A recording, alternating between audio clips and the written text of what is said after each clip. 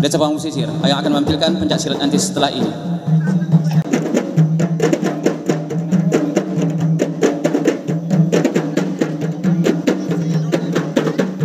Hari ini hadir seorang unsur pimpinan atau wakil Dewan Perwakilan Rakyat Kabupaten Bengkalis, yaitu Bapak Sopyan SPDI MSI, yang memang sebelum ini mungkin kita kenal, ya, kenal nama, kenal wajah, tapi malam hari ini hadir sebagai wakil rakyat sekaligus pimpinan, ya, pimpinan di DPRD Kabupaten Bengkalis. Nah, ini sebuah penghargaan, sebuah penghormatan terhadap jajaran pemerintah, terutama masyarakat yang ada di Desa Pamong Pesisir. Nah, kalau sudah anggota DPR atau pimpinan DPR turun ke desa ini sebuah hal yang sangat positif yang perlu kita sambut, sebuah hal yang positif yang perlu kita pikirkan bagaimana ke depan desa kita, yaitu Desa Pamong Pesisir, dengan adanya perwakilan rakyat yang ada hari ini di Kabupaten Bengkalis, yang insya Allah mudah-mudahan ke depan bisa berjenjang lagi sampai ke provinsi, bisa membawa aspirasi masyarakat Kabupaten Bengkalis pada umumnya. Nah, ini sekali lagi sampaikan kepada Bapak Ibu semua, momentum malam hari ini, ya, kita mungkin nanti bisa bertanya jawab, bisa menanyakan hal-hal yang menyangkut dengan pemerintahan kabupaten, hal-hal yang menyangkut dengan pembangunan yang bersumber dari anggaran pemerintah Kabupaten Bengkalis, kemudian hal-hal yang menyangkut dengan bantuan-bantuan untuk kepentingan masyarakat banyak, nanti mungkin bisa disampaikan atau dipertanyakan kepada wakil rakyat kita. Tapi yang jelas kehadiran beliau di desa kita ini merupakan satu hal yang positif, mudah-mudahan membawa keberkahan bagi masyarakat Pamong Pesisir. Tahun ini saya membuat reses di Desa Pamong Pesisir, kampung halaman saya, karena di sini juga banyak saudara saya dan juga banyak rekan-rekan dan teman-teman seperjuangan dulu. Karena bagaimanapun kita adalah bagian keluarga besar Desa Teluk Pambang yang sebelum pemekaran dulu.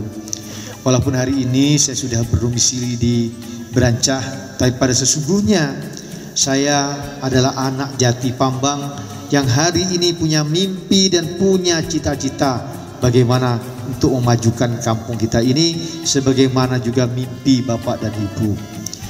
Bapak dan Ibu hadirin yang berbahagia, kegiatan reses ini adalah kegiatan resmi DPRD. Nah, jadi setiap akhir masa sidang dan memasuki masa sidang baru, anggota DPRD kembali ke dapilnya masing-masing untuk menyerap aspirasi. Dari hasil aspirasi yang disampaikan melalui diskusi, melalui penyampaian disampaikan oleh pemerintah desa maupun masyarakat, nantinya akan dibuat laporan secara tertulis dan akan diparipurnakan dalam rapat paripurna DPRD, dan untuk selanjutnya menjadi pertimbangan, baik pertimbangan politis dan pertimbangan ideologis oleh pemerintah daerah untuk dimasukkan dalam tahun anggaran akan datang. Kami mohonlah kepada rekan, ya, sebetulnya Pak Sopyan itu tidak asing lagi bagi kami, yaitu kawan dekat, bagaimana supaya jalan kami itu menjadi perhatian, ya, menjadi agenda khusus di pemerintah Kabupaten Bengkalis, khususnya dari pimpinan DPRD Kabupaten Bengkalis. Karena saya yakin dan percaya Pak Sopyan punya kekuasaan atau punya jabatan di pimpinan DPR, bisa berbicara agak lebih, ya, saya yakin itu. Jadi sebagai yang bisa memfasilitasi menjembatani kami saat ini adalah Bapak Sopyan, agar bisa mengagendakan, ya, jalan penghubung dari Simpang Kembung itu sampai ke tempat kami ini. Nah, ini juga saya bicarakan pada Ibu Bupati kemarin dalam diskusi kita. Kalau goal anggaran kita ke pusat ini, Pak, 1,1 triliun diusulkan oleh pemerintah daerah ke Kementerian PUPR dengan pertimbangan ideologis dan geografis tadi sebagai pulau terluar, inilah yang kita harapkan, Pak. Dan salah satunya yang kita sasar tentu adalah kampung kita ini yang kita minta dulukan. Ini sudah kita bicarakan dan ini sepakat kita. Tinggal bagaimana kita berjuang dan sejauh mana perjuangan ini bisa diwujudkan. Mudah-mudahan ke depan ini kita dorong Pambang menuju Pambang pesisir ini. Ini ruas jalan kemarin desa Pambang sudah dilaksanakan PES, sudah agak mendingan.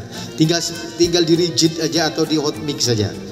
Tapi idealnya di rigid, Pak. Karena di tempat kita ini postur tanah kita ini agak labil, sehingga bisa cepat pecah. Mungkin ibu-ibu, Pak, selama ini kan ibu-ibu nak berkembang itu susah. Apakah tak ada program? Kami pun tak tahu, Pak. Program ibu-ibu harus apa yang bisa dibawa ibu yang semua pemerintah ada perhatian terhadap ibu-ibu ini.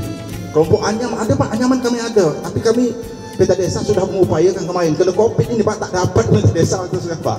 Tak dapat, Pak. Peta Desa tidak bisa menganggarkan karena banyak dipotong COVID. Mudah-mudahan dapat tersentuhlah ekonomi ibu-ibu ini tadi, so bisa membantu keluarganya untuk ekonomi supaya lebih baik lagi. Pak, saya tambah terus, Pak. Saya kan tadi saya minta kawan-kawan juga, tak ada lagi, Pak. Ini masalah rumah layak huni, Pak. Memang rumah layak huni itu memang dilema kami di desa termasuk, Pak. Coba giliran-giliran. Insya Allah tahun depan kita dapat dari provinsi pusat itu usulkan masalah proposal. Setahu saya, Pak, kami itu sudah mendata. So ada data giliran, Pak, ganti. Pertama rumah layak huni, kedua rehab. Kadang informasi Pak simpang siur. Ini masalahnya. Tahun dapat. Satu desa ini dapat, kami lacak tak. Karena banyak tahun ini kami lacak lewat ini, termasuk Pak Desa, Pak Kades rumah lacak. Masyarakat kita, termasuk saya. Mohon maaf, Pak, saya Pak Dusun, Pak.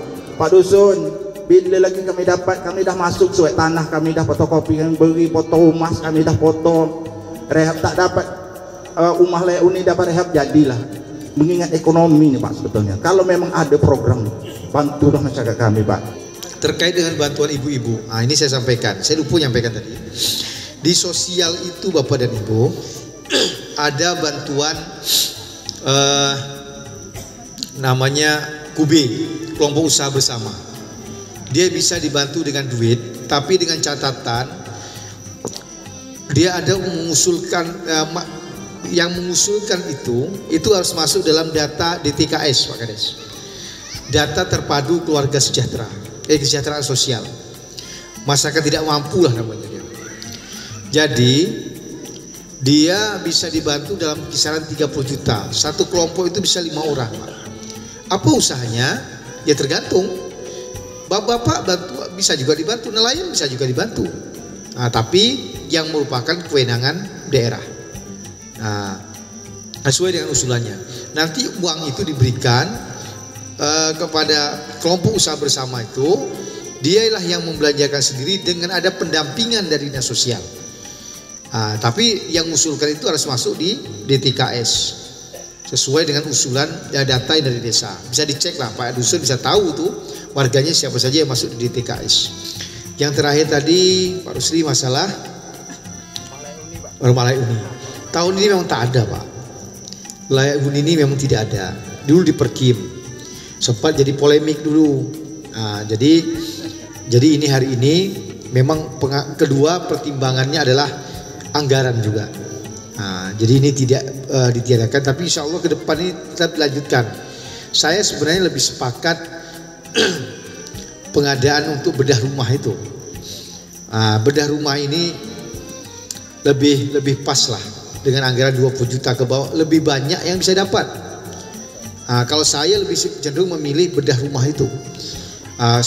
Kadang-kadang orang soal ekonomi ini, Pak, kalau yang dapat rumah layak huni ini mohon maaf nih, kadang-kadang nunggu antriannya lama, Pak. Ini rusun kadang tak sabo juga dia. Tapi kalau bedah rumah mungkin dengan angka 20 juta saja dianggarkan sekian ratus juta itu bisa banyak dapat. Saya coba nanti mempelajari juga ke depan ini, berdiskusi juga dengan Ibu Bupati. Kalau boleh kita menganggarkan bedah rumah ini, saya siap anggarkan, Pak. Saya bisa bantu, kita bisa bantu banyak orang dengan pola sistem bedah rumah ini. Misalnya ganti seng, misalnya tak punya WC, misalnya kan, tentu dengan perencanaan sesuai dengan usulan masyarakat, tentu tetap mengajukan permohonan melalui desa.